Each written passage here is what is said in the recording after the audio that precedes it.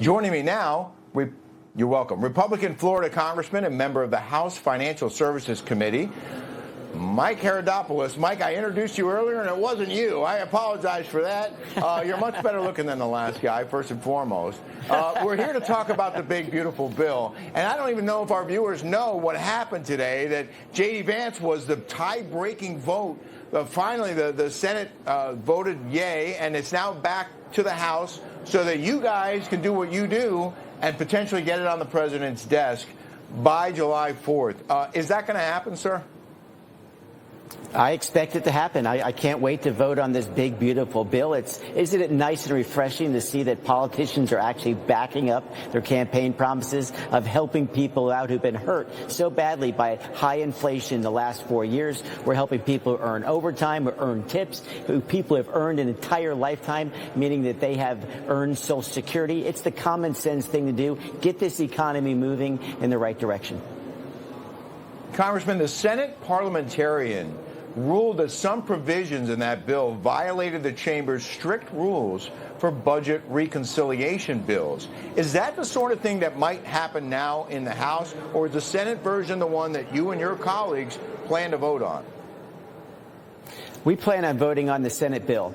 We do not like many of the decisions made by the parliamentarian. I think it's absolutely ridiculous that one non-elected person has that much power. And let's recall, Obamacare was passed during budget reconciliation, yet we can't get illegal aliens off the rolls from Medicaid. It's patently ridiculous. But we've got to take a win when we can get one. We need to pass this tax relief. We need to make sure that our border funding's in place. And the good news is the border crossings are down 99% since President Trump has taken office. It just shows that elections matter. Yeah, and that is an amazing statistic. Now, my understanding is that you were all supposed to be on vacation this week. The president could have taken last weekend off, but he was working, and so were all of you. And now the president wants to see this big, beautiful bill signed by the 4th of July. We all know about that deadline. He is optimistic, and he spoke after the Senate vote. I want you to hear what the president said.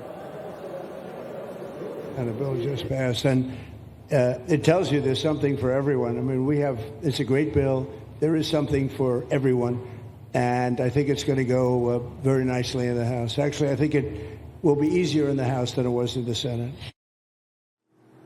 House Speaker Mike Johnson said this bill is President Trump's agenda, and we are making it law. House Republicans are ready to finish the job and put the one big, beautiful bill on President Trump's desk in time for Independence Day. I know you've already said you think you can do it, but my understanding is the last time around it was very, very tight. And you did have some Republicans, correct me if I'm wrong, who crossed the aisle and voted with Democrats, and every Democrat has said they're voting against it. Is there any way to convince any of them to join you, or do you even need them? Well, the Democrats will definitely not be voting for this. For whatever reason, they stand for higher taxes and giving illegal aliens benefits when so many Americans are hurting right now. This bill is a common sense bill. It sends a clear message to the business owners and the people who make America work every day that there'll be a stable tax code, offers certainty to people who pay taxes and grow jobs. This is how we bring more and more jobs back home. It's what President Trump has been talking about, and I think we need to make it a reality as quickly as possible. I'm happy to take my vacation days and push them aside and back the president, push this bill through, and tell people that Washington, D.C. is not only working, but more importantly, providing tax relief for people who would be so hard hit if this bill does not pass. Well, the Senate bill, the version that you now have in your hands, will make the 2017 Trump tax cuts permanent. That includes no tax on tips, overtime, and Social Security. Senate Majority Leader John Thune touted the bill after the vote. Here's what the senator said.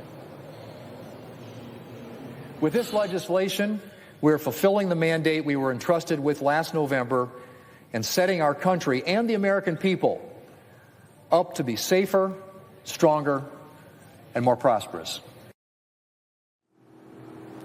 How significant is the bill for service industry workers, people who depend on overtime to make ends meet, and seniors living on fixed incomes, Congressman?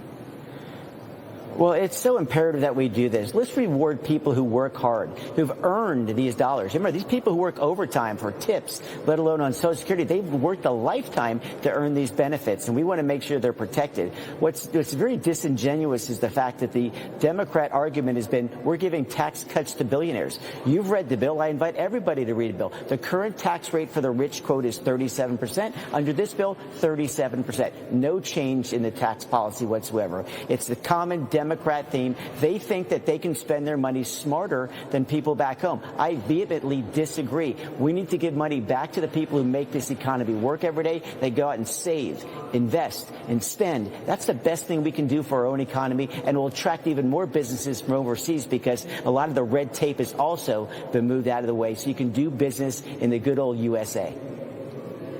Congressman, I have to correct you on one thing. I'm sorry, but I did not read the bill. I understand it's 900 pages long. And I don't know about you. I got a lot going on.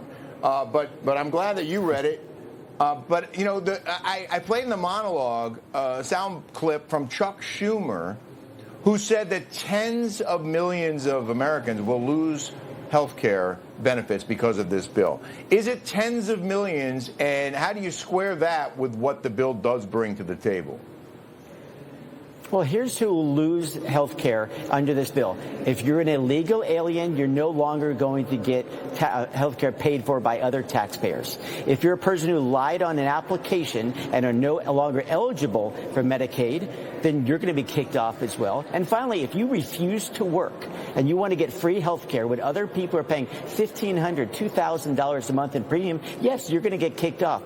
But if you want to contribute to this economy, you'll be kept on. And if you're disabled, if you're a person who is living in a nursing home, if you're a person who's a woman who's a pregnant, who's an expectant mother, or if you're a child of a low-income family, you know, you are going to keep Medicaid. The most vulnerable are being protected, and those who refuse to work or are no longer eligible, of course they're going to lose their benefits, because it sends the wrong message. If you work, good things happen in America. If you choose to be a slug and not work, you're going to lose your benefits. It's pretty clear. See, now, I don't know why that message isn't getting through. I don't know why, if you're on Instagram or you're watching, you know, local news or one of the other networks, you don't hear that at all, Congressman. You hear what sounds like a bunch of malarkey. But I do want to mention there was a GOP holdout. Go ahead. You want to say something? Well, I want to say this is the frustration. This is what the benefit of a station like yours. You're willing to ask the questions. We're willing to give the answers. They want to use scare tactics. Not one disabled person, not one person who's pregnant, not one senior in a nursing home is going to be kicked off the system. Hear it loud and clear. Instead, we're taking people off who never should have been on that role in the first place. This is why it's so important to have honest discussions about going beyond bumper stickers. If Chuck Schumer's lips are moving, I'd be a little questionable about what he says. Congressman, thank you so much for that clarification. And finally, real quick, about 30 seconds left. Friday isn't just a deadline for the bill. It's also America's 249th birthday. Sir, your thoughts as we approach Independence Day? This is the greatest country in the history of the world. We're the most caring nation in the world. We're the most giving nation in the world. I am proud to be an American, and we're going to celebrate that with a bill that's going to help the hardworking Americans across this country. I'm proud to be an American. I'm so honored to represent my community in the United States Congress. We're going to do everything you can to keep money in your pocket so it never makes its way up to Washington, D.C. Thanks so much for that, Congressman. You're welcome back on this show anytime. Haridopolos. Did I say it right? You did. It's a good Greek, proud Greek name. Proud to be here. Thank you so much. Awesome job. See you soon. Coming up next, U.S. Customs and Border